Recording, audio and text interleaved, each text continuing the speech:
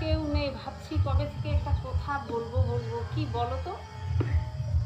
ওই যে বছরে একদিন আসে না, কি বল, কি ভ্যালে ভ্যালে কি, আরে ইংলিশে তো আমি বলতেও পারি না। যাই হোক, কি প্রেম দিন, কি প্রেম, ওই পার্কে যায় যে ফুল দেয়, কি দেয়।